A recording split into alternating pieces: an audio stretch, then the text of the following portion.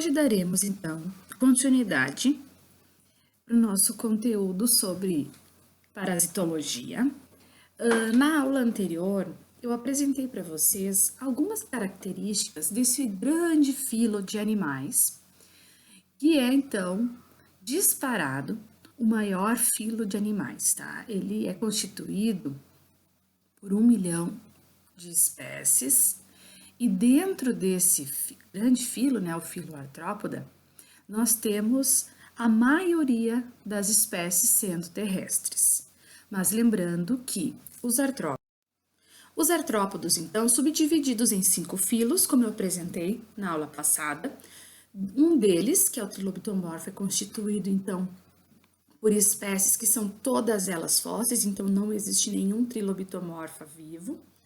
E todos os demais, né, os quelicerados, os crustáceos, os hexápoda e os miriápoda, contendo dezenas, né, centenas de espécies, sendo que alguns são marinhos, como por exemplo límulos, as areias do mar, os crustáceos, mas boa parte dos representantes do filo Artrópoda, que pertencem então ao subfilo Hexápoda e ao subfilo Miriápoda, estes dois filos, juntamente com alguns quelicerados, eles são constituídos por espécies terrestres, certo?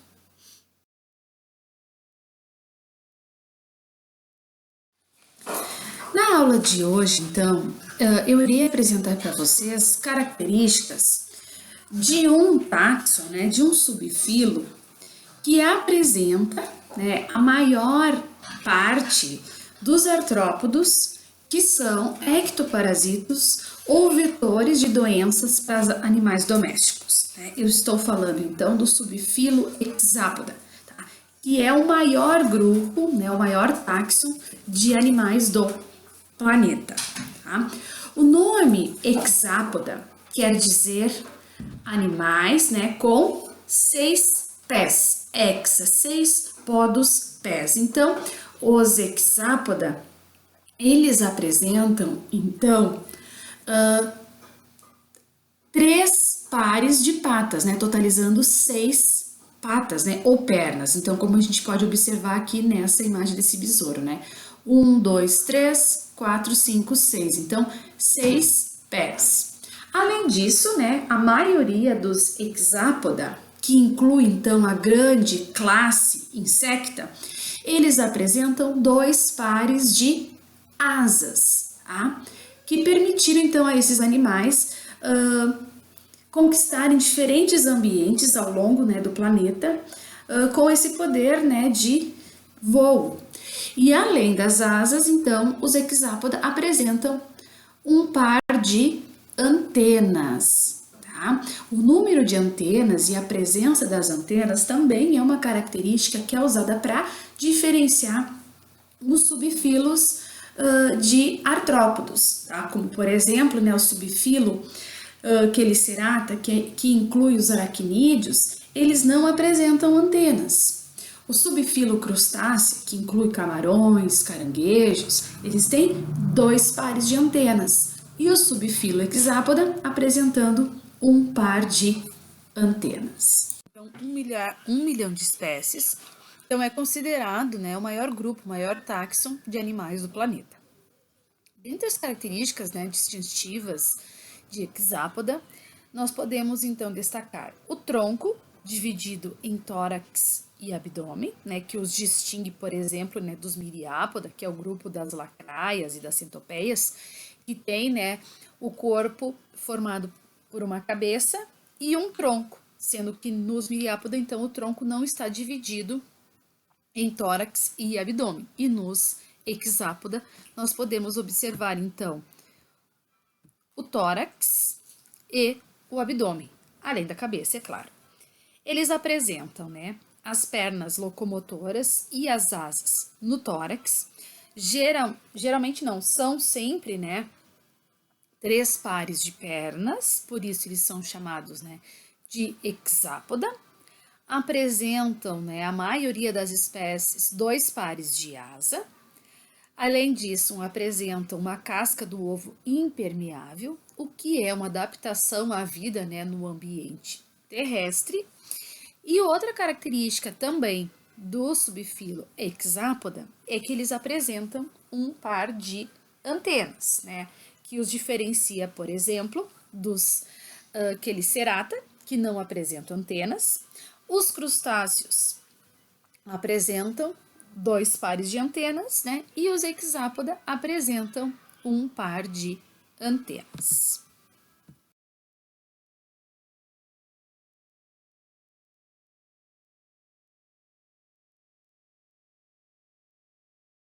Os hexápoda, eles estão divididos em duas classes. Acredito que uma delas vocês nunca devem ter ouvido falar, que é a classe entognata. Os entognatos são hexápodos que apresentam as peças bucais escondidas dentro da cabeça. Tá? Dentro dessa classe nós temos os colêmbulos, que são muito diversos em ecossistemas terrestres. Geralmente eles ocorrem em elevada abundância, em solos de florestas, geralmente associados à serrapilheira, ou seja, as folhas que vão caindo, né, das grandes árvores vão se depositando no solo e ali os colêmbulos vão ocorrer em elevada abundância.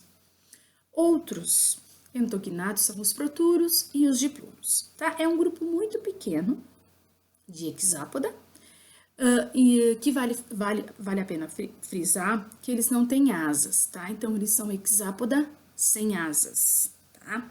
Diferente da maioria dos insetos que apresentam asas, certo? Os insetos, que é uma classe de hexápoda, subdividido em duas classes, tá? Mas aqui a gente não vai falar da classificação, a gente vai falar de uma maneira geral desses animais, certo? A classe insecta, ela apresenta então 1 milhão de espécies conhecidas, mas as estimativas dizem que tem de 3 a 80 milhões de espécies. Então, portanto, né, estimam-se que 80% das espécies de insetos ainda não sejam conhecidos pela ciência. É um grupo, então, que apresenta um grande sucesso evolutivo, e esse sucesso evolutivo está refletido, né, no número de espécies, como, né, 1 milhão de espécies conhecidas. Além disso, são são populações que geralmente apresentam um grande, né, número de indivíduos, e além disso, são animais com uma extensão geográfica muito ampla, então eles ocorrem em todos os tipos de ambientes terrestres e também muitos ambientes de água doce. Então existem, né, algumas ordens de insetos que são aquáticos, né, e algumas poucas espécies que conseguem sobreviver também no ambiente marinho. Os insetos, então, eles, como eu falei, a maioria deles são terrestres, alguns aquáticos, né, ocorrendo então em diversos ambientes de água doce, algumas ordens, né, nós podemos encontrar na água doce, e algumas poucas espécies também nas zonas menos profundas do ambiente marinho. Com relação ao tamanho, eles podem ter de menos de 1 milímetro até 20 centímetros de comprimento, né, como por exemplo algumas espécies de gafanhotos e algumas espécies de bicho-pau. São animais, né, que apresentam, né, uma capacidade de voo, que é uma das características responsáveis, né, pelo grande sucesso evolutivo do grupo, porque o voo dá acesso aos recursos alimentares, então eles conseguem explorar melhor esses recursos alimentares. Além disso, através das asas, eles conseguem, né, fugir de predadores e também ir ao encontro de parceiros sexuais na época reprodutiva. Os insetos também, eles têm uma grande importância na cadeia alimentar, uma vez que muitas espécies, elas são herbívoras. Então, elas se alimentam de plantas. Então, por isso a gente diz que eles são elos de ligação nas cadeias tróficas, porque eles vão fazer, né, a ligação entre os produtores primários, que são as plantas, porque eles se alimentam das plantas e eles vão servir de alimento para espécies de animais maiores, né, os consumidores secundários e terciários. certo? Então, por isso, a gente diz que eles são elos de ligação nas cadeias alimentares. Além disso, muitas espécies de insetos são polinizadoras. Então, diversas plantas com flores dependem da polinização que é realizada pelos insetos, né? Aqui nós temos representado nessa imagem à direita uma abelha que, quando ela vai se alimentar, né, de néctar, né, ela acaba fazendo o transporte de pólen, né, para outras plantas, e com isso ela é responsável então pela polinização. Algumas espécies também de insetos são pragas agrícolas, tanto é que anualmente, né, são gastos, né, milhões com defensivos agrícolas para tentar, né, fazer o controle dessas pragas agrícolas. Mas também nós temos hoje, né, muitas pesquisas que tentam, né, descobrir controladoras biológicas, né, espécies de insetos que se alimentam de pragas agrícolas, por exemplo, funcionando aí como controladoras biológicas. Um dos exemplos, né, de insetos controladores biológicos é a joaninha. A joaninha é um besouro que é predador de pulgões, né, e os pulgões os pulgões são, né, uma das principais pragas agrícolas aí da agricultura. Então, os insetos aí apresentando, então, uma grande importância, né, nos ecossistemas, principalmente com relação, né, ao fato de eles serem elos de ligação nas cadeias alimentares, são excelentes polinizadores, alguns são pragas agrícolas, outros são controladores biológicos, e eu não coloquei aqui também, mas muitos insetos, como a gente vai ver depois, eles são vetores, né, de diversas doenças, e além disso, muitas espécies de insetos são ectoparasitos de animais, assim como de nós, seres humanos. Os insetos, então, são animais com simetria bilateral, o corpo é segmentado, eles têm um corpo heterônomo, ou seja, com diferentes regiões, né? Heteronomia quer dizer diferença na morfologia corpórea. O corpo deles, então, é dividido numa cabeça, num tórax e um abdômen. Pelo fato deles serem artrópodos, eles têm um exoesqueleto quitinoso que precisa ser trocado para permitir o crescimento, processo esse chamado de muda ou equidise. Os insetos, eles são díceros, ou seja, eles têm um par de antenas, eles são tetrápteros, a maioria com 2 pares de asas. Claro que existem algumas exceções, existem alguns insetos que têm um par de asas ou até mesmo nenhum, tá?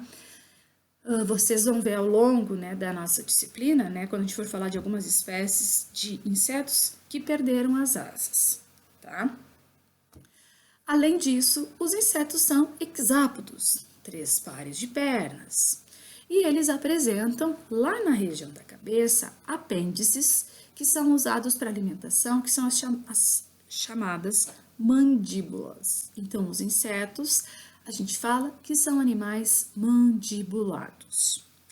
E uma característica que eu acabei não comentando quando eu apresentei as características do filo artrópoda é que os artrópodos, eles apresentam os olhos compostos. Os olhos, não sei se vocês já puderam perceber, por exemplo, ou depois busquem aí na internet uma foto aproximada, por exemplo, do olho de uma mosca, de um outro inseto. Vocês vão ver que tem diversas subunidades, é como se fossem pequenos mosaicos, né, que são chamados de omatídeos, tá? E esses omatídeos, então, acabam, né, compondo o olho composto dos insetos. E além dos olhos compostos, a maioria dos insetos apresentam 3 ocelos, que geralmente ficam posicionados entre as 2 antenas. Esses ocelos são estruturas fotossensoriais, ou seja, não formam imagens, mas têm como função detectar a direção e a intensidade de luz. Os ocelos. Os olhos compostos, sim, formam uma imagem uma imagem geralmente em mosaico. Bom, uma das as razões para o sucesso da classe Insecta, então, se deve ao fato deles apresentarem extraordinárias adaptações à vida no ambiente terrestre, principalmente a presença do exoesqueleto, que ajuda a evitar a dessecação e serve como uma proteção adicional ao corpo desses animais. Eles têm uma capacidade de voo, que dá acesso aos recursos alimentares, conseguem fugir de predadores e ter acesso aos parceiros sexuais. Além disso, eles também coevoluíram com as plantas que produzem flores, uma vez que eles se alimentam, de néctar e outros nutrientes das plantas, e eles acabam, fazendo o papel aí de polinizadores. Além disso, uma das razões, para o sucesso é o esquema corpóreo dos artrópodos, com a presença do exoesqueleto e patas articuladas, que dão maior agilidade na locomoção, e além disso, a presença das asas.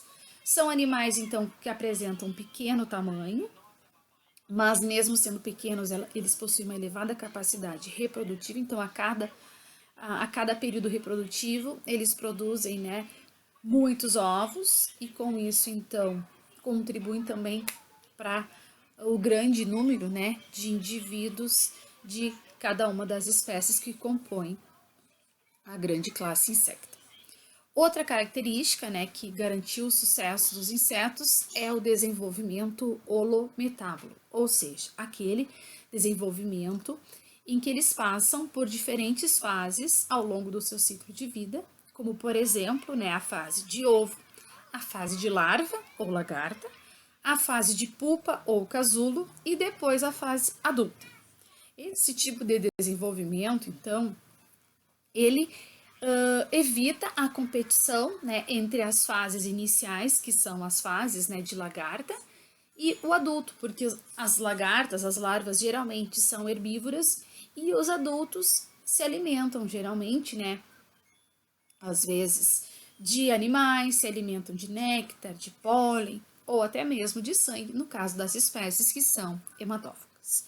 De 1 milhão de espécies conhecidas de insetos, 740 mil espécies apresentam esse tipo de desenvolvimento. Então, aqui nessa pizza, nesse esquema em formato de pizza aqui na direita, nós temos então, praticamente aqui mais de 70% dos insetos têm o desenvolvimento holometábulo, ou seja, metamorfose completa. Como, por exemplo, os coleópteros, que é o grupo dos besouros, os lepidópteros, que é o grupo das borboletas e mariposas, os himenópteros, que é o grupo das vespas, abelhas e formigas, e também os dípteros, que incluem, então, moscas e mosquitos. Todos esses insetos, então, apresentam as fases de ovo, larva ou lagarta, pupa ou casulo e adulto. E com isso, então, as fases juvenis, a fase de lagarta, não vai competir por recurso, seja ele recurso alimentar ou espaço com os adultos. Com relação, então, à morfologia corpórea, à estrutura corpórea, os insetos, então, eles têm, como eu já comentei anteriormente, que é uma característica dos representantes do filo artrópoda, terem o corpo segmentado, só que nos artrópodos ocorreu a fusão, a união de alguns segmentos para formar regiões específicas, é o que a gente chama de tagmatização, fusão de alguns segmentos para formar um tagma, para formar uma região específica. No caso dos insetos, quais são os tagmas, quais são as regiões que constituem o corpo desses animais? A primeira região, então, a região mais anterior, é a cabeça, que contém, então, órgãos sensoriais, que são os olhos,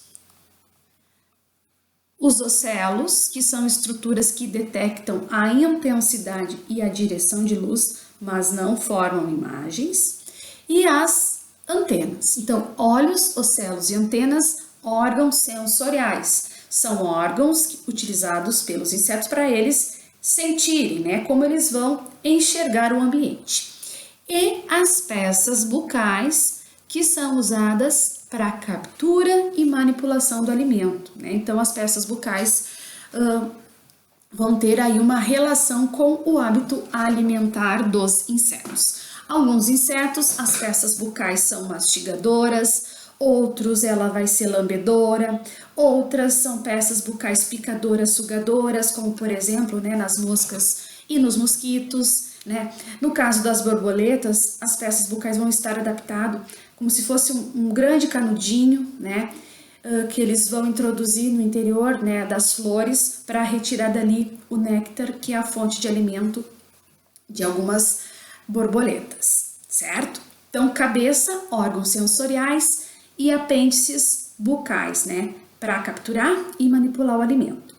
No tórax, né, que é formado então por 3 segmentos, nós temos então os 3 pares de pernas, né, o primeiro par, o segundo e o terceiro.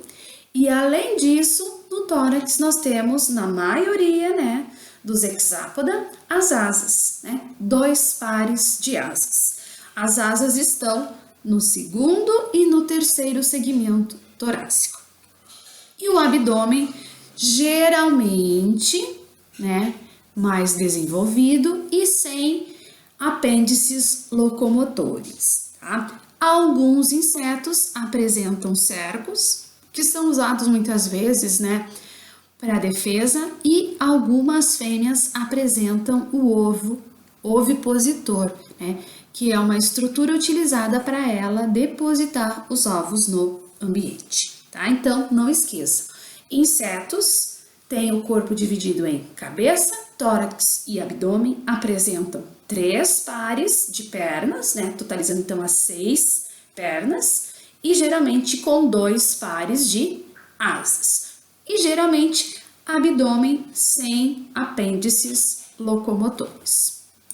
Os insetos que vão ser danosos aos animais domésticos, tá?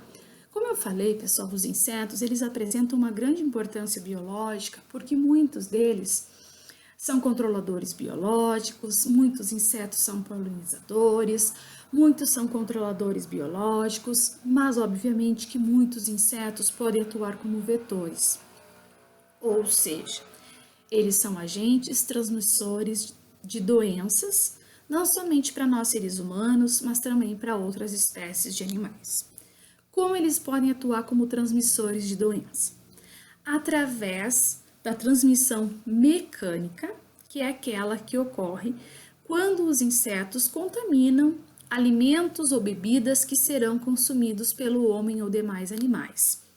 Ou seja, ele não vai picar, mas, por exemplo, as moscas, os mosquitos, muitas vezes eles se alimentam de matéria orgânica em decomposição, por exemplo, fezes de animais, e se essas fezes estiverem contaminadas com os ovos de algum verme, esses ovos vão ficar aderidos, né, às patinhas, aos pelos dessas moscas ou desses mosquitos, e no momento em que essa mosca ela vem para dentro da nossa casa, vai se alimentar lá de um bolo que está exposto lá na mesa, ela vai acabar transmitindo, né, fazendo a contaminação desse alimento de maneira mecânica. Então, a mosca doméstica, por exemplo, ela vai carregar nas patas esses agentes transmissores de doenças. Geralmente, os ovos ou até mesmo as larvas de algumas espécies, por exemplo, de vermes.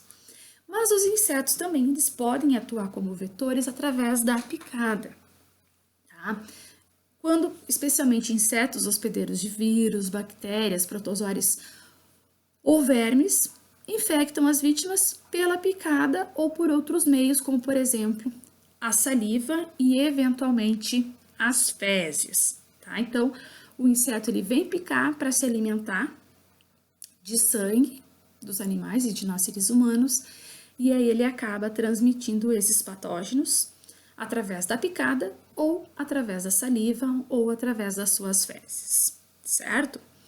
De acordo com a Organização Mundial da Saúde, né, a OMS, o mosquito é o mais perigoso de todos os insetos vetores, pois ele é o transmissor de 3 doenças que, combinadas, matam milhões de pessoas o ano todo no mundo, né?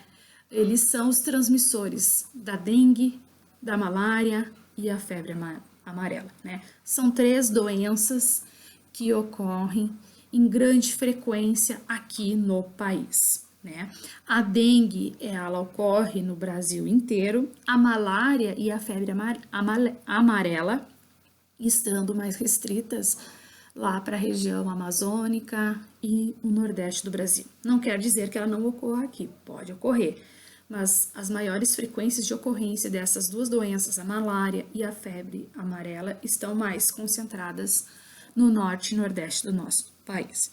Essas 3 doenças, então, que são transmitidas por mosquitos, matam todo ano milhões de pessoas e fazem adoecer outras centenas de milhões, o que acaba, muitas vezes, trazendo aí um prejuízo econômico para o país, porque essas pessoas são afastadas, muitas vezes, das suas atividades normais, das suas atividades econômicas, e muitas das vezes também podem ficar com sequelas, com sintomas que acabam a incapacitando para realizar, então, as suas atividades, e muitas vezes têm que ser afastadas do seu trabalho, e muitas vezes, inclusive, até aposentadas de maneira mais precoce, certo?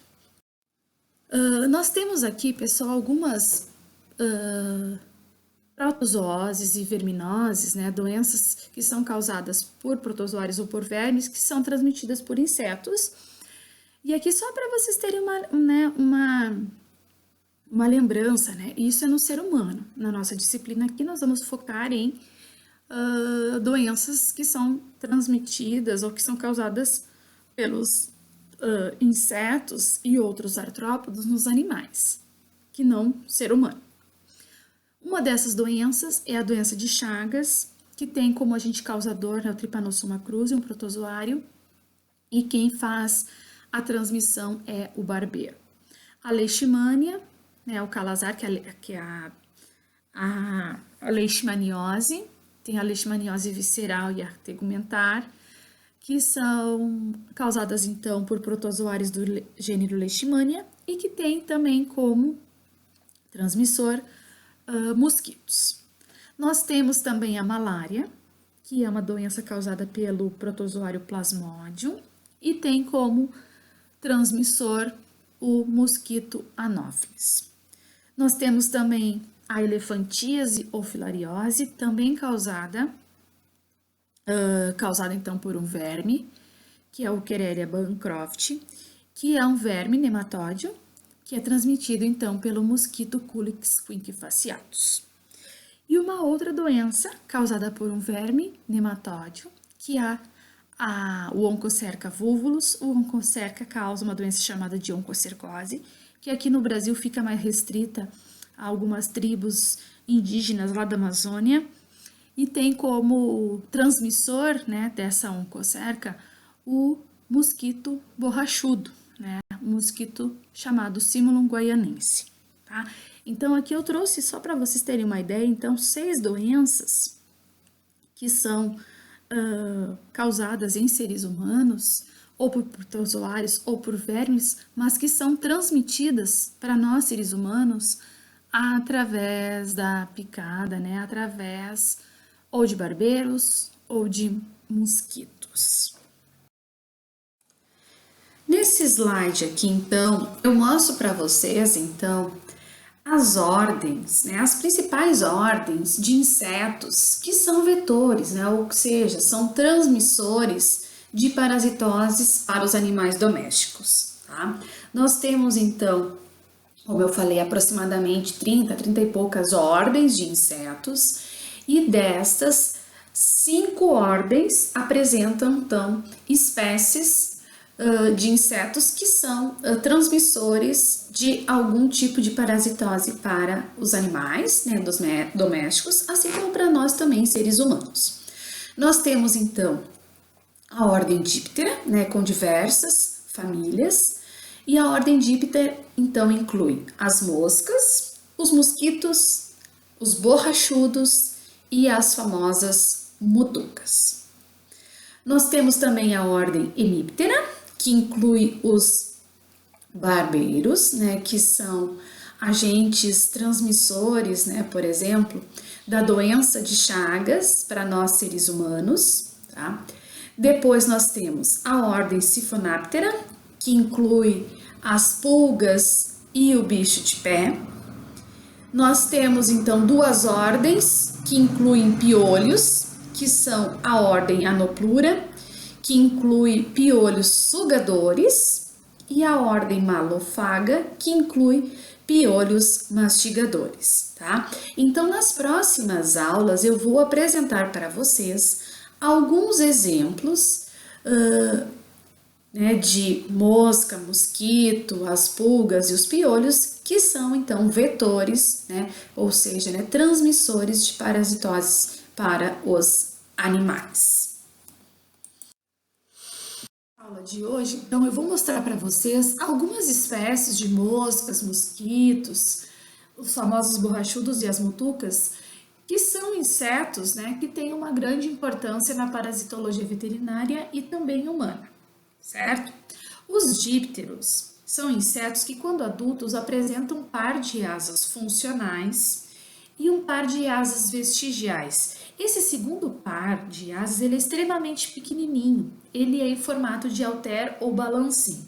Nessa imagem aqui no meio, não sei se vocês conseguem observar, mas temos duas estruturazinhas aqui, um tom meio bege, amarelo claro. Esse parzinho aqui é o segundo par de asa modificado. Esse par modificado ele é extremamente importante para dar equilíbrio e orientação para esses insetos que são extremamente ágeis durante o voo, certo? São insetos que apresentam peças bucais picadoras sugadoras, então todo o aparelho bucal deles é adaptado para picar, sugar e em algumas espécies para lamber. Então os insetos, eles têm peças bucais extremamente desenvolvidas e cada grupo de inseto, as suas peças bucais vão estar modificadas e relacionadas com algum tipo de alimentação. No caso dos dípteros, né, moscas, mosquitos, o tipo de peça bucal é picador, sucador ou lambedor, certo? Geralmente, esses insetos, quando adultos, né, eles se alimentam de néctar de flores e alguns são hematófagos, né, principalmente as fêmeas de mosquito, e alguns são predadores também. Então, existem algumas espécies de dípteros que se alimentam de outros pequenos animais, certo? Mas, geralmente, de uma maneira geral, os dípteros se alimentam de néctar de flores, tá? Bom, dentro dos dípteros, nós temos, então, a família Psychodidae, que inclui a família Phlebotomini, que geralmente são insetos dípteros hematófagos, ou seja, se alimentam de sangue de anfíbios, répteis, aves e mamíferos, inclusive de nós seres humanos. O inseto díptero que faz parte dessa família é o famoso mosquito palha, também chamado de birigui ou orelha de veado ou arrepiado, tá? São os famosos mosquitos do gênero Phlebotomus e Lutisomia, que são os hospedeiros intermediários e transmissores das espécies de Leishmania, que são as causadoras das leishmanioses, né, em seres humanos e também em alguns animais vertebrados, especialmente no cão, tá? Lembrem que eu comentei com vocês que existem o protozoário Leishmania, que causa então a leishmaniose em seres humanos e alguns animais. A leishmaniose ela pode ser a tegumentar, em que vai se manifestar então na pele, que vai destruir muitas vezes as cartilagens, vai destruir os tecidos às vezes da região da face, e também nós temos a leishmaniose visceral, que vai atacar então órgãos internos, tá? A leishmaniose então ela é transmitida para os seres humanos por esses dois mosquitos, os do gênero Phlebotomus e do Lutisomia, certo? Então, também são pertencentes à ordem Diptera. Dentro dessa família, da ordem Diptera, nós temos a família Culicidae. É uma família com o maior número de insetos hematófagos, com grande interesse na parasitologia médica veterinária. Tá? Então, muitos dos mosquitos que nós vamos falar na nossa aula de hoje são da família Culicidae. Tá? Eles são conhecidos popularmente como mosquitos, pernilongos, muriçocas. Então, dependendo, né, da região do país, esses insetos recebem nomes diferentes. Tá? Esses insetos, as fêmeas é que são hematófagas. As fêmeas é que vão se alimentar de sangue e geralmente ao entardecer e à noite. Tá? E durante esse ato do hematofagismo, ou seja, no momento em que as fêmeas vão se alimentar de sangue, elas vão perturbar o repouso do hospedeiro, elas expoliam o sangue do hospedeiro, ou seja, elas consomem o sangue do hospedeiro, e além disso, elas transmitem doenças, como por exemplo, algumas viroses, como dengue, febre amarela, algumas encefalites. Elas também transmitem algumas doenças causadas por protozoários, né? Uma protozoose típica, que é a malária, e também elas podem transmitir alguma doença causada por vermes, né? Alguma eumintose, como por exemplo a elefantíase, certo? Então, os mosquitos aí tendo uma grande importância na parasitologia médico-veterinária em função deles perturbar o repouso, consumir o sangue e, além disso, transmitir diversas doenças para os animais e também para nós, seres humanos. Dentro dessa família Culicidae, nós temos 4 gêneros com importância na parasitologia. Acredito que você já tenha ouvido falar em 3 deles. E tem um quarto, que é o Hemagogus, e tem como hospedeiro homem e animais. Tá? O Anopheles, que se alimenta de sangue de homens e animais vertebrados. O Aedes, se alimentando de sangue humano. O Culex, se alimentando de sangue humano e demais animais. Tá? Geralmente, esses 4 gêneros de mosquitos da família Culicidae são encontrados nas casas, nos abrigos dos animais, geralmente nos estábulos, nos canis, nos chiqueiros, nos galinheiros, enfim. Aonde tem animais, nós encontramos esses 4 gêneros de mosquitos, tá? Todos eles são hematófagos e geralmente, né, eles têm um hábito noturno, então eles vão se alimentar de sangue durante a noite. E como eu já falei, são as fêmeas que possuem o hábito alimentar hematófago, ou seja, as fêmeas se alimentam de sangue.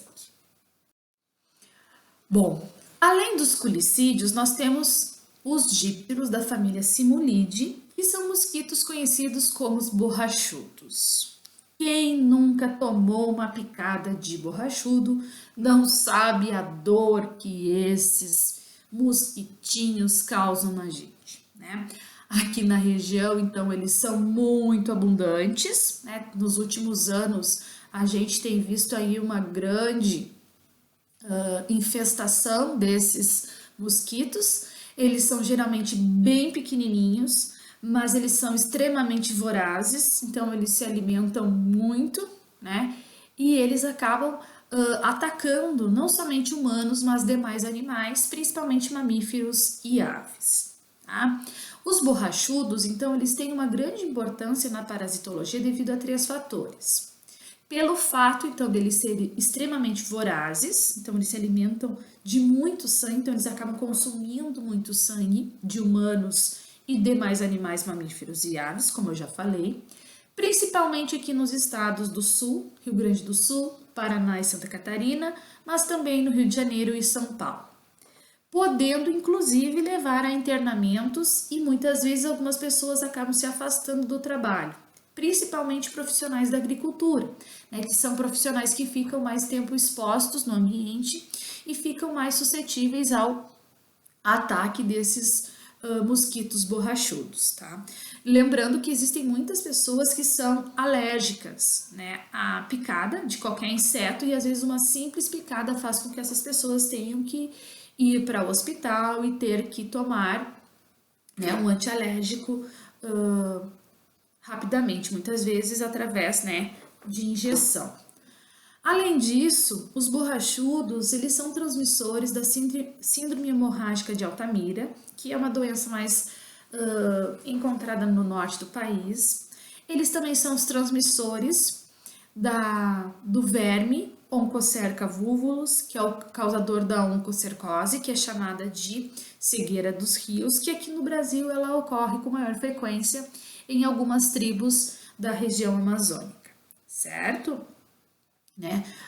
E além disso, a picada dos borrachudos, ela não só provoca a formação, né, de equimoses ou pápulas no homem, aquelas lesões na pele, mas ela também pode causar dispneia, né, falta de ar, um edema pulmonar, pode também favorecer o desenvolvimento de pneumonia, hepatite e nefrite e podem ocasionar morte. Então, nesses casos mais graves, né, em que as pessoas às vezes são mais alérgicas, têm uma imunidade mais baixa, então surgem consequências maiores, principalmente no sistema respiratório e também no fígado e nos rins, podendo então levar, em casos bem extremos, à morte, tá? Então, aí mostrando para vocês um pouquinho da importância dos borrachudos, que são dípteros, né, insetos dípteros da família Simulide.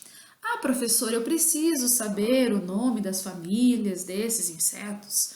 Não, tá? Aqui eu trago para vocês porque eu sou bióloga, então os biólogos, eles se importam e muito, né, com a taxonomia, então, portanto, a gente dá muita importância para o nome dos táxons, né, dos grupos nos quais os animais, os seres vivos pertencem, tá?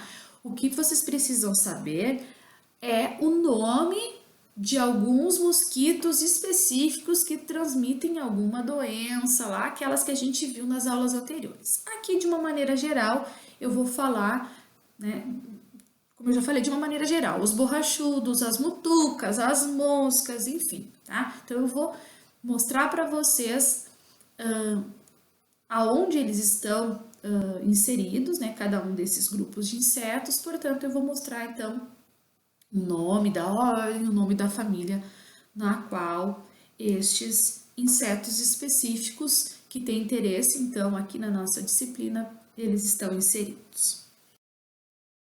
Vamos falar um pouquinho, né, da família Ceratopogonidae, que são conhecidos popularmente por mosquitos pólvora, maruins ou mosquitinhos de mangue, tá? Geralmente, pessoal, a maior importância desses mosquitos pólvora no Brasil está ligado ao ataque maciço a humanos e animais domésticos, que ocorre às vezes em nuvens que se tornam inviáveis, principalmente em regiões próximas a manguezais, praias e plantações, certo? Então, são insetos mais característicos de regiões litorâneas aqui no nosso país e muito associados aos ecossistemas de manguezais, praias, tá? Nós temos então o gênero Culicoides, que tem como hospedeiros o homem, mamíferos e aves, e a picada desse mosquito pólvora é a mais dolorosa de todos os mosquitos e deixa no hospedeiro uma pápula que se torna então pruriginosa, ou seja, começa a eliminar uma secreçãozinha, e só vai desaparecer essa picada, né, a marca ali onde o inseto picou e conseguiu retirar o sangue, essa pápulazinha, essa picada só vai desaparecer depois de uma semana, tá? Infelizmente, eu tive a infelicidade de ser atacada por esses mosquitos pólvora na época em que eu fazia meu mestrado. Eu fiz meu mestrado fazendo as coletas no litoral norte de São Paulo, em Ubatuba, então eu trabalhava nos manguezais de Ubatuba, lá eu catava caranguejo e quando a gente estava dentro dos manguezais, muitas vezes a gente era devorado por esses mosquitos pólvora, mesmo a gente usando aquelas calças as leg, né? As meninas sabem, aquelas calças grossas, camiseta de manga comprida, e mesmo assim os mosquitos atacavam por cima da roupa, tá? Mas não precisei buscar ajuda médica, mas é terrível a picada do mosquito pólvora. Uma outra família de insetos dípteros é a família Tabanidae, que inclui as famosas mutucas ou moscas de cavalo. Tá? Essas mutucas, elas também são hematófagos, e a importância das mutucas está relacionada também com a transmissão mecânica do vírus causador da anemia infecciosa de equinos. Ela também faz a transmissão mecânica de Trypanosoma equino, que é o protozoário causador do mal das cadeiras em cavalos. E, além disso, ela faz a veiculação de ovos de Dermatobia hominis, o berne, ou seja, ela vai também carregar os ovos da dermatóbia, levando eles então para diversas espécies de, especialmente mamíferos, certo? Essa transmissão mecânica é através do seu corpo, tá? Não é através da picada que ela vai transmitir, por exemplo, o vírus causador da anemia infecciosa de equinos e o Trypanosoma equino. Ela carrega, né, os ovos desses agentes infecciosos aderidos ao corpo, e no momento que elas vão se alimentar de sangue de mamíferos em geral, elas acabam fazendo a transmissão.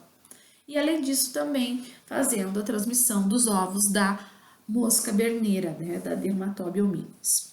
Além disso, as mutucas, elas têm uma ação esfoliadora, elas vão consumir o sangue, e essa ação esfoliadora é causada pela hematofagia das fêmeas, que atacam vorazmente equinos, bovinos, cães e às vezes humanos também, tá? Então, também é comum às vezes seres humanos serem picados pelas mutucas, tá? As mutucas são bem fáceis da gente identificar porque elas têm, né, elas são mosquinhas pequenas e elas têm as asinhas com esse formato triangular, tá?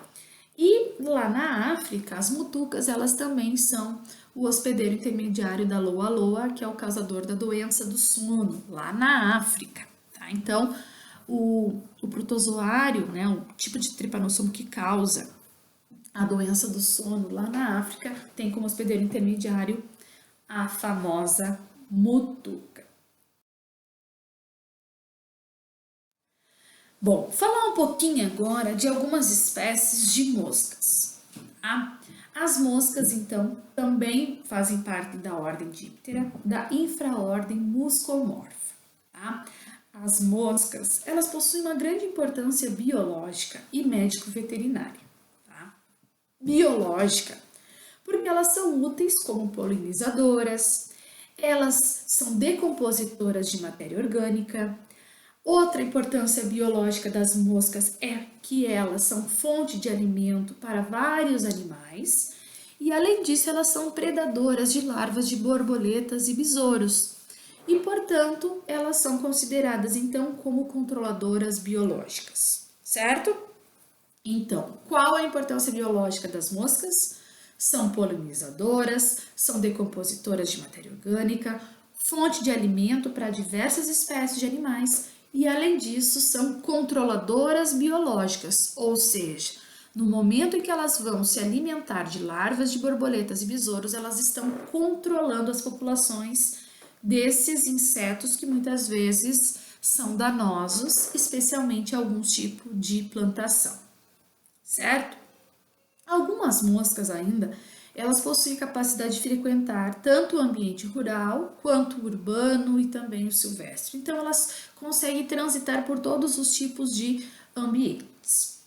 Elas são importantes agentes que incomodam seres humanos e animais, não somente pela deambulação, ou seja, não somente pelo fato delas caminharem sobre o nosso corpo, né? Quem nunca se irritou com as moscas pousando sobre o seu corpo, né? Então, a gente sente aquela angústia, né? Aquela irritação quando elas param, né, no nosso corpo. Mas, além disso, elas nos importunam especialmente pela hematofagia intensa e dolorosa que algumas moscas realizam. Então, algumas moscas, elas também são hematófagas, tá? Além disso, algumas moscas são agentes de miíase, ou seja, as miíases são causadas por infestação de vertebrados vivos por larvas de moscas que por certo período vão se alimentar de tecidos vivos ou mortos do hospedeiro ou de substâncias corporais líquidas ou do alimento ingerido pelos hospedeiros, certo? Além disso, as moscas são agentes transmissores de diversas espécies de bactérias, vírus, vermes e fungos através da regurgitação alimentar e da veiculação mecânica. Tá? Então, muitas moscas elas são transmissoras de patógenos não através da picada, mas sim pela regurgitação alimentar, às vezes através das suas fezes, ou elas podem transmitir esses agentes infecciosos de maneira mecânica, ou seja, transmitem, levam consigo, né, os ovos, as larvas e os vírus aderidos ao seu corpo e no momento em que elas vão, né, se alimentar ali, elas acabam então fazendo essa transmissão desses agentes patogênicos. Dentro da infraordem Muscomorpha, então nós temos a família Syrphidae, que são moscas que se criam em matéria orgânica em decomposição, ou seja, né, em fezes ou animais mortos. Também elas se desenvolvem em lixo ou lama de chiqueiro e frutos podres. Tá? Elas são úteis na polinização das flores e na degradação da matéria orgânica, e a espécie Eristalis temax se cria na lama de chiqueiro e pode raramente causar miíase intestinal no homem. Tá? Então, se a gente ingerir as larvas dessa Eristalis temax, nós corremos o risco de ter uma leve infecção intestinal causada pelas larvas. Essas larvas, às vezes, elas podem estar presentes em algum fruto que a gente vai utilizar para consumo. No momento que a gente se alimenta desse fruto contendo as larvas dessa mosca, nós corremos o risco então de ter uma leve infecção intestinal que é chamada de miíase. Uma outra mosca que acredito que muitos de vocês, a maioria ou todos vocês já devem ter ouvido falar, é a famosa mosca berneira, que é a Dermatobia hominis, que também é um inseto da ordem Diptera, infraordem Muscomorpha, família Cuteribridae. Tá? A Dermatobia hominis, que é a mosca berneira, ela é responsável por miíase primária cutânea nodular, tá? Que é uma infecção, às vezes, que ocorre na pele. A larva de Dermatobia hominis parasita geralmente bovinos, caninos, ovinos e felinos e raramente equinos. Geralmente, então, as fêmeas adultas, elas se aproveitam às vezes de pequenas aberturas, né, de pequenos ferimentos que são expostos nos animais, né, nos bovinos, nos caninos, no homem, ovinos e felinos, e elas aproveitam esses ferimentos para depositar seus ovos. E aí, quando as larvas eclodem, elas vão se alimentar ali nessa região. Então, se alimentando muitas vezes de líquido, até mesmo de tecidos musculares, tá? Então, as larvas, elas vão então se localizar na pele e vão se nutrir desse tecido subcutâneo, tá? Geralmente, as larvas, quando eclodem, elas vão se movimentar através da pele, causando dor, inquietação e irritação. E muitas vezes a presença dessas larvas, né, acabam expondo esses tecidos, e com isso surgem infecções bacterianas secundárias e aí ocorre produção de pus e abscesso. Então, a ferida acaba se tornando muito maior com uma infecção bacteriana secundária, certo? Então, aqui mostrando para vocês, então, ali um berne. Aqui também nós temos, né, um berne numa pele humana, então provavelmente aqui, às vezes até uma picada de um outro inseto, uma picada de mosquito, lesionou um pouquinho, né, causou uma irritação ali na pele, e aí a mosca berneira, ela se aproveitou daquela pequena abertura, depositou seus ovos, e aí os ovos eclodem e as larvas ficam então se alimentando do tecido subcutâneo, tá? E aqui, né, uma infestação de mosca berneira num animal, né? Acredito que deva ser um bovino, tá? Também acho que depois eu vou colocar lá no Moodle um vídeo mostrando então algumas larvas de moscas berneira, né? É muito comum, né, principalmente em pessoas que moram na zona rural ou que trabalham, às vezes acabam, né, pegando, né, o berne, né? Então, às vezes é bem comum pessoas terem berne na cabeça, na região das costas, nas pernas. Isso não quer dizer que a pessoa seja relaxada. Não, às vezes uma pequena lesão que ela tinha ali favoreceu então com que a mosca adulta viesse ali, colocasse seus ovos e aí as larvinhas, né, o berne, se desenvolvesse. Depois, o berne, né, a larva se transforma no adulto, vai sair dali e vai se tornar um adulto.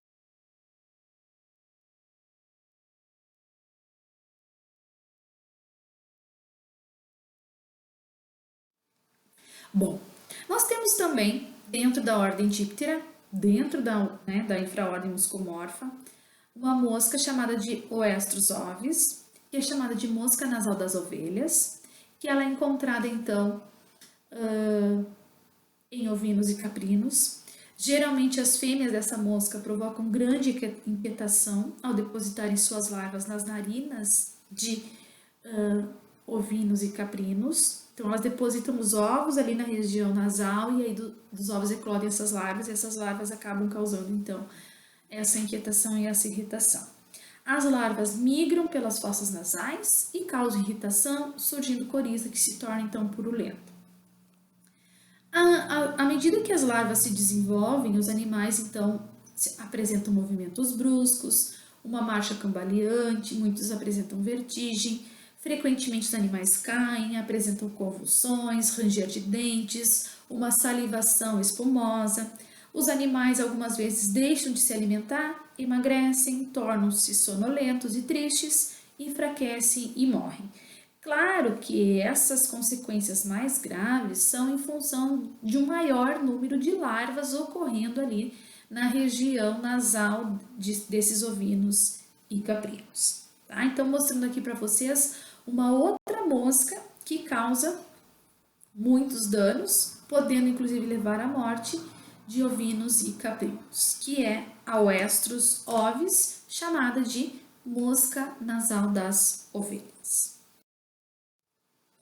Nós temos também a Gasterophilus nasalis, que tem como hospedeiros os equinos. As larvas são geralmente parasitas obrigatórios do duodeno e região pilórica. Então, são larvas que vão se desenvolver no interior do corpo dos equinos.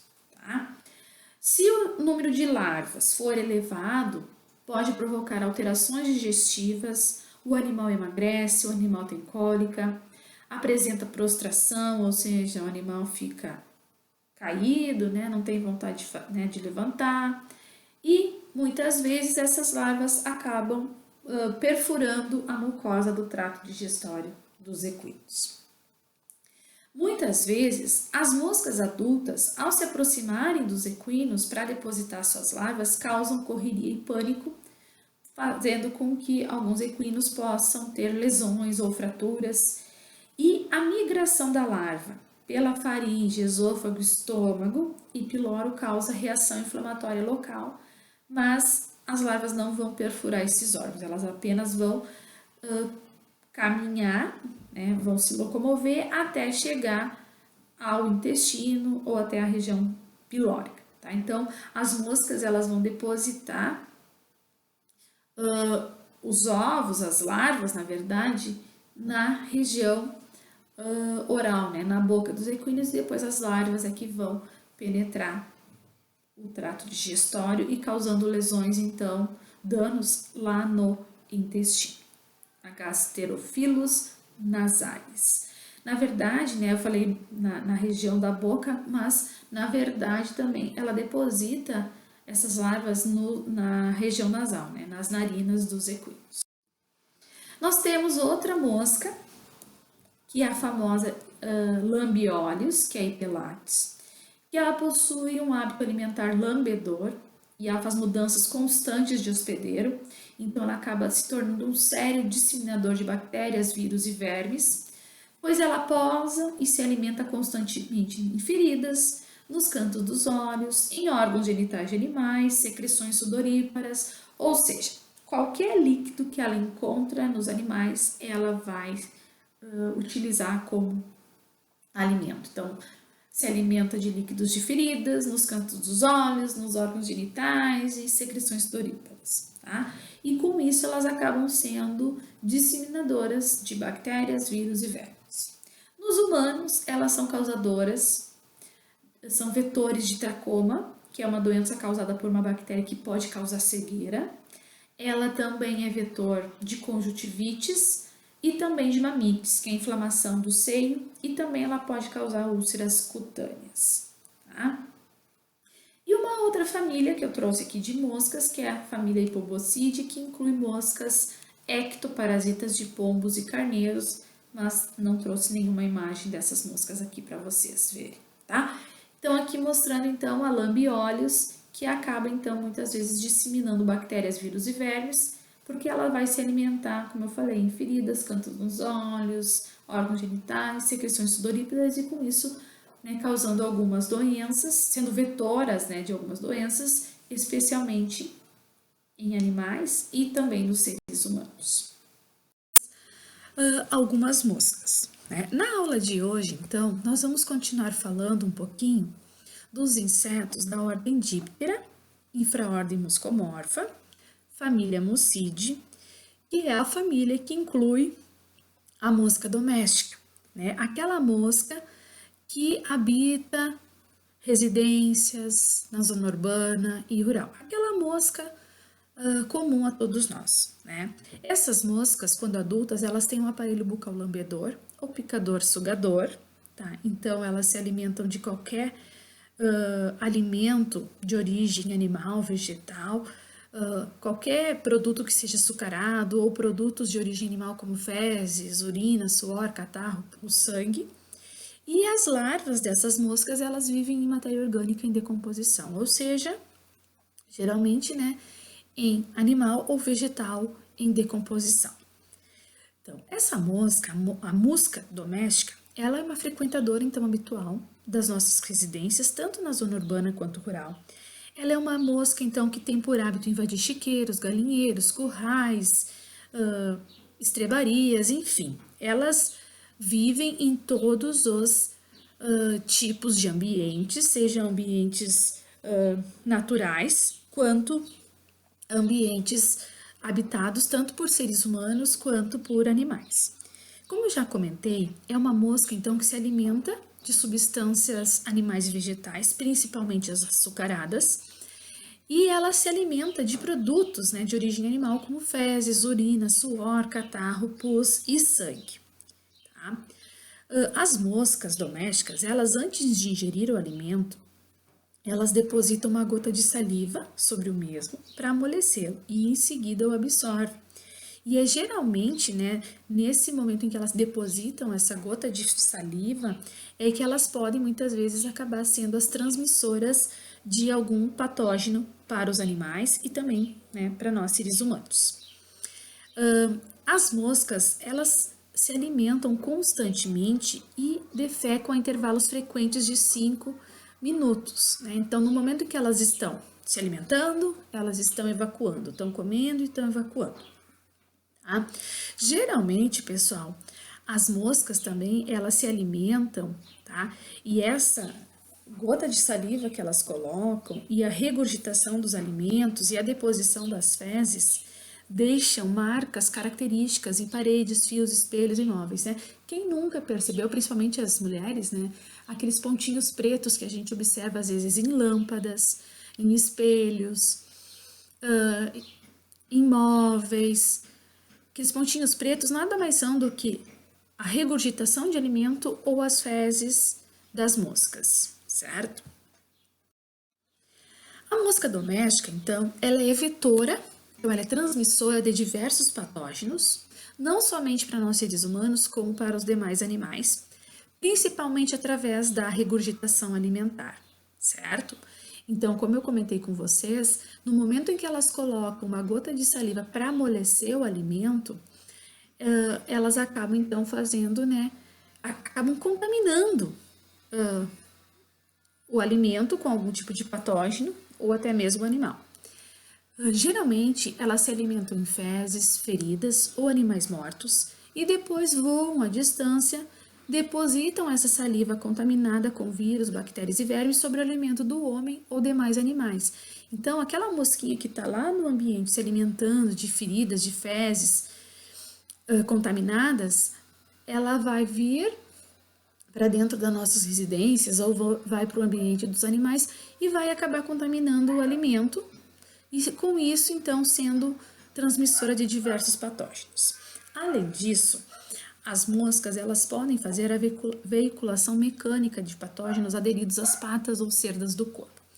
Por exemplo, se a mosca for se alimentar de fezes de um animal e esse animal está com algum tipo de parasitose, essa provavelmente nas fezes vai ter os ovos ou as larvas desse parasito. No momento em que a mosca vai se alimentar ali nas fezes, ovos ou larvas podem ficar aderidos às suas patas ou cerdas e aí ela pode fazer a transmissão, né, desses agentes patogênicos, né, dos ovos ou das larvas para outros animais ou até mesmo contaminar, por exemplo, o alimento que está dentro da nossa residência. Então, ela faz a veiculação, ou seja, a transmissão mecânica de patógenos junto ao seu corpo.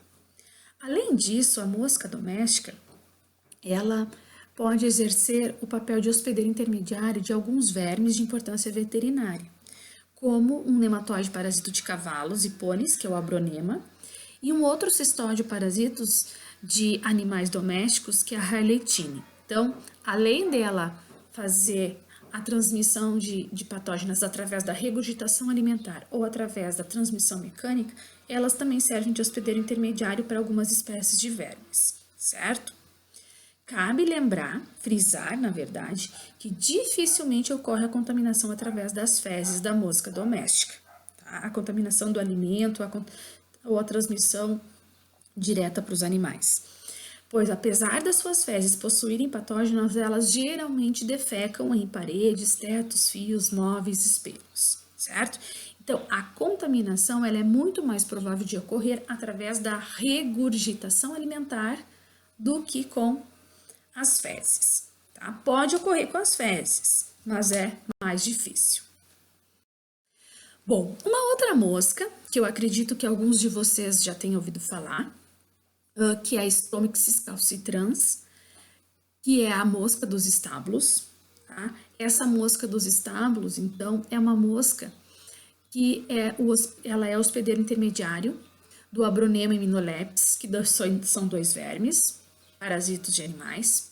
Ela é também vetor mecânico, ou seja, ela faz a transmissão, né, mecânica, ou seja, a transmissão através do seu corpo do Bacillus anthrax e anoplasma, que são os agentes causadores da anemia infecciosa de equinos.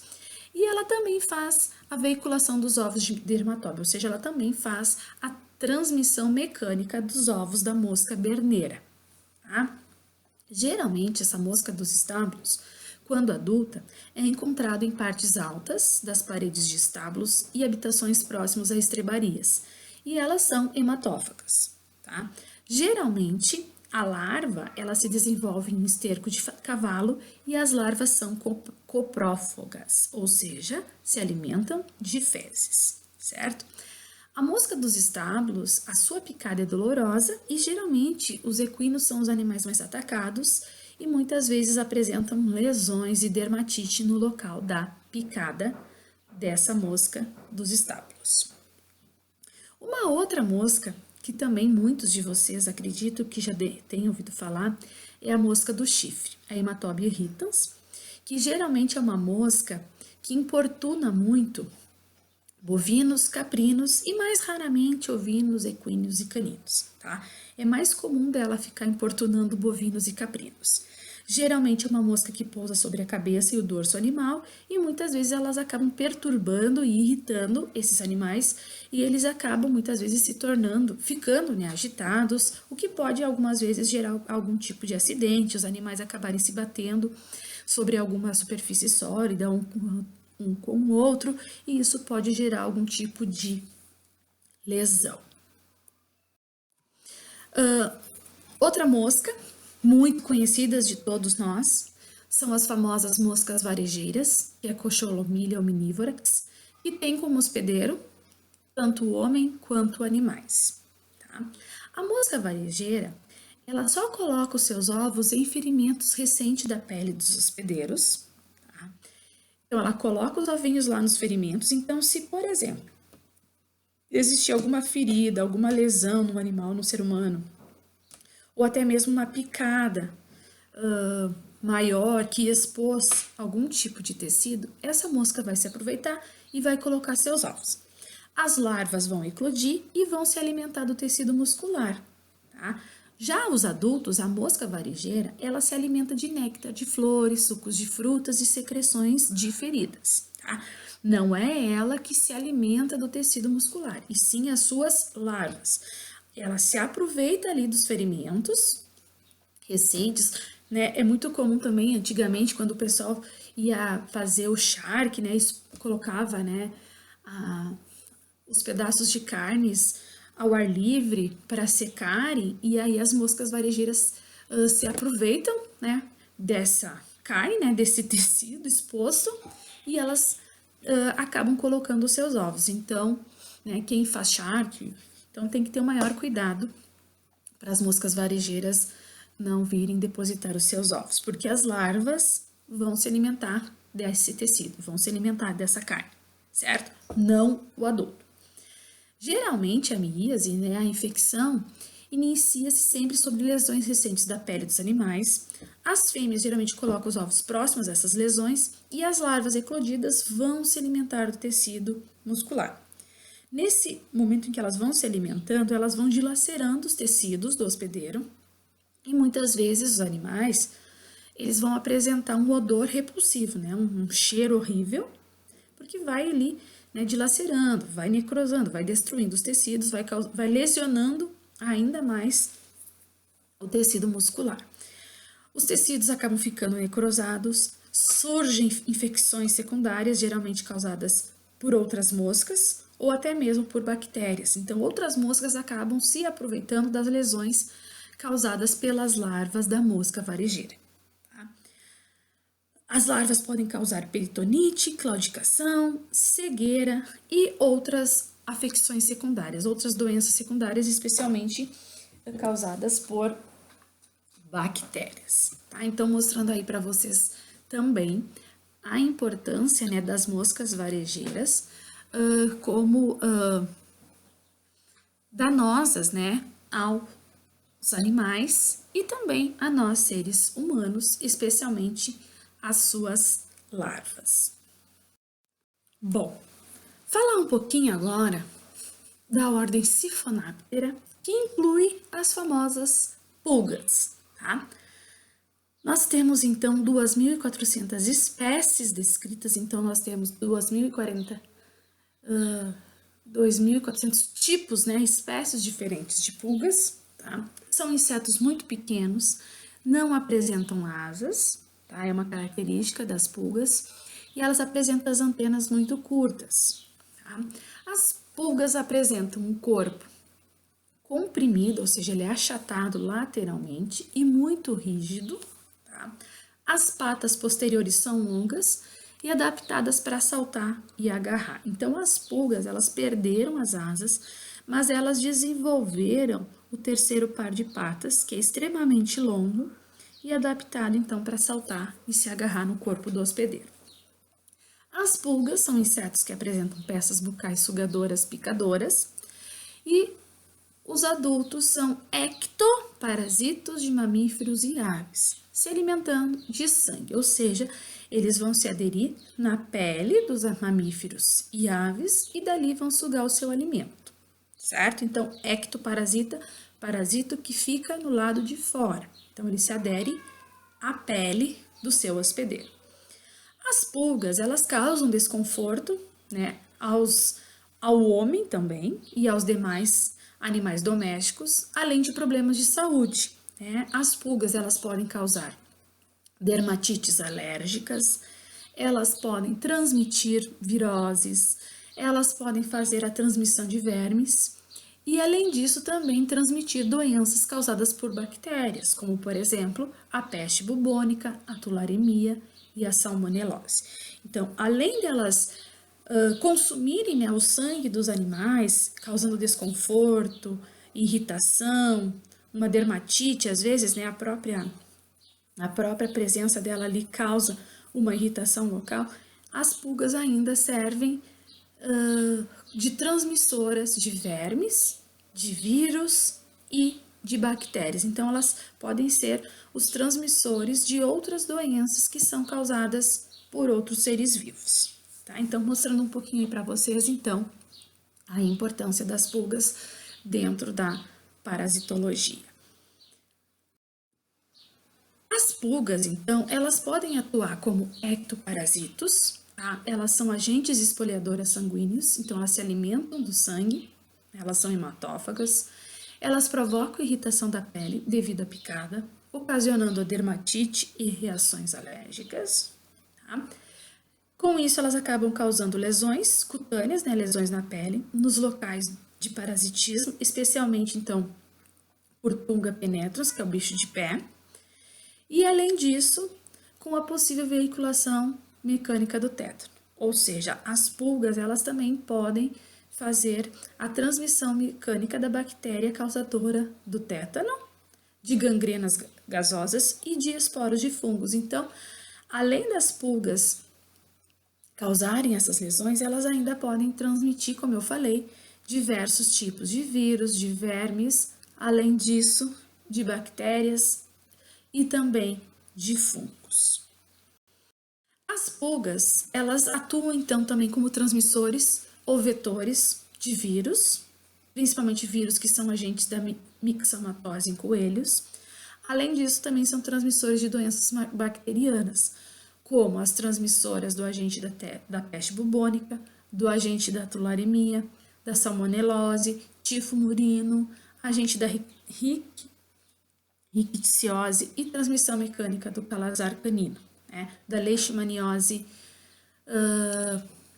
tegumentar ou, né, leishmaniose visceral em cães. Tá? Então, as pulgas aí, elas acabam tendo uma grande importância na parasitologia pelo fato de elas serem ectoparasitas e, além disso, serem transmissoras ou vetoras de diversos patógenos, dentre eles vírus, bactérias e também vermes. E, além disso, as pulgas também podem atuar como hospedeiros intermediários de protozoários, como, por exemplo, o Trypanosoma olivese, e também de alguns vermes plateumintos da classe Cestoda, que é o Dipylidium canino, o Hymenoptera nana e o Hymenoptera diminuta, tá? Que são 3 vermes cistóides que causam uma infecção intestinal nos animais. E, além disso, as pulgas, elas podem também ser hospedeiros intermediários de vermes cilíndricos do filo Nematoda, que é Diptelonema recondito, que é o verme filarial, que geralmente se desenvolve em cães e também é hospedeiro intermediário da Gyrofilaria e mites. Então, mostrando para vocês aí a importância das pulgas dentro da parasitologia pelo fato de elas serem ectoparasitas de animais, são transmissoras ou vetoras de diversos patógenos e, além disso, elas ainda servem como hospedeiro intermediários de alguns protozoários e alguns vermes, cestódios e nematóides. Aqui nós temos, então, algumas pulgas ectoparasitas de animais. Tá? Então, aqui nós temos diversas espécies de pulgas, hospedeiras de suínos, caninos, do homem. Nós temos também pulgas que são parasitos de aves domésticas e selvagens, de cães, felinos, equinos e bovinos. Tá? As pulgas, elas causam inquietação e desassossego aos animais, provocadas pelas suas picadas e movimentos. Então, no momento que elas estão picando e se movimentando no corpo dos animais, elas acabam causando uma inquietação e desassossego nos animais. Os animais parasitados, eles vão se coçar, vão se esfregar em objetos sólidos, mordem a pele com o intuito de se livrar das pulgas, produzindo então escarificações cutâneas que podem servir para invasão bacteriana, ou seja, o ato deles se esfregarem em objetos sólidos, de acabarem se mordendo, acaba lesionando ainda mais a pele, né, causando aí lesões mais maiores, o que vai acabar servindo de porta de entrada para outros agentes, especialmente bactérias. Aqui mostrando para vocês, então, um pouquinho dos piolhos. Né, os piolhos pertencem à ordem Anoplura, são insetos conhecidos, né, pelo hábito hematófago, então os piolhos se alimentam de sangue. Os piolhos, eles não possuem asas, possuem antenas curtas, o corpo é achatado dorso-ventralmente, ou seja, eles são achatados no sentido das costas para a barriga, né? Diferente das pulgas que são achatadas lateralmente, tá? E o corpo dos piolhos é expansivo, então ele pode aumentar de volume. Então, no momento em que o piolho está se alimentando, ele vai esticando a parede do seu corpo, ele vai ficando gordinho. Né? Alguns piolhos, eles transmitem doenças para os seres humanos e muitos deles são ectoparasitos de aves e mamíferos e eles passam toda a vida no hospedeiro, tá? Diferente das pulgas, tá? Então, os piolhos, eles são parasitos que a gente chama de autoheteroxímicos. Eles ficam todo o ciclo de vida no hospedeiro, tá? E todas as fases se alimentam de sangue. Nós temos o piolho capilar, que vai atacar o couro cabeludo. Nós temos o piolho corporal, que é o Pediculus humanus corporis, que vive em roupas de cama, e, né, principalmente quando os hábitos de higiene são muito precários, né? E nós temos também o piolho chato, o Pictyrus pubis, que é aquele piolhozinho que vive lá na região íntima, né? Lá nos pelos púbicos ao redor da virilha, tá? Então, aqui, 3 espécies de piolhos que são, né, muitas vezes, ectoparasitos aqui de seres humanos, né? O Pediculus humanus captis, o humanus corporis e o Pictyrus pubis. E aqui nós temos algumas espécies de piolhos que são ectoparasitos de animais, tá? Pessoal, aqui eu não quero, vocês não precisam decorar nenhum desses nomes, tá? Eu só trouxe aqui para vocês terem uma ideia que nós temos piolhos que são ectoparasitos de suínos, de bovinos, de equinos, de caninos, caprinos e do homem também, tá? Então, os piolhos aí, ectoparasitos de animais, causando aí diversos danos, né? Especialmente irritação, coceira, né? E todo o ciclo se completa dentro do corpo de um único hospedeiro. Dentro não, né? Sobre a pele de um único hospedeiro. Então, eles passam desde a fase de ovo, né? Depois vem a larva, que é a lêndia, e o adulto no mesmo hospedeiro. Nós temos também os piolhos mastigadores, né, ou chamados de falso piolho, que são ectoparasitos permanentes de aves e mamíferos. Também tem o corpo achatado dorso-ventralmente, peças bucais mastigadoras, não tem asas e pernas curtas. Geralmente, os piolhos mastigadores, eles causam uma debilidade e má aparência em decorrência da irritação que estes piolhos causam nos animais parasitados. Os animais parasitados ficam inquietos, não se alimentando e nem repousando adequadamente. Então, eles ficam irritados. Então, com isso, os animais se agitam, ficam inquietos e acabam, muitas vezes, não se alimentando. Esses animais parasitados, por esses piolhos mastigadores, eles têm o hábito de se coçar com as patas e a boca ou se roçar contra objetos sólidos para se livrar dos piolhos. Então, a tendência é os animais parasitados perderem penas e pelos e com isso surgem, né, lesões na pele. Tá? Então, além do dano causado pelo piolho propriamente dito, o animal ainda ele se coça ou se roça sobre alguma superfície e ele acaba perdendo pena ou pelo, e aí surgem lesões maiores na pele. E aqui a famosa barata. A barata, ela faz a transmissão mecânica de patógenos. Então, a barata, no momento em que ela vai se alimentar de algumas fezes, né? Essas fezes podem estar contaminadas com algum tipo de patógeno, ou ovo, ou larva, ou até mesmo um vírus, uma bactéria. E quando ela vem para dentro da nossa casa, ou vai se alimentar, por exemplo, na ração de algum animal, elas acabam fazendo a transmissão mecânica de algum agente patogênico, seja vírus, bactérias ou algum tipo de vermes, tá? Que ficam aderidos às suas patas e às cerdas do corpo. Então, a barata aí tendo um papel também bem importante como um agente transmissor mecânico de diversos patógenos, não somente para nós seres humanos, para também outros animais, especialmente animais domésticos.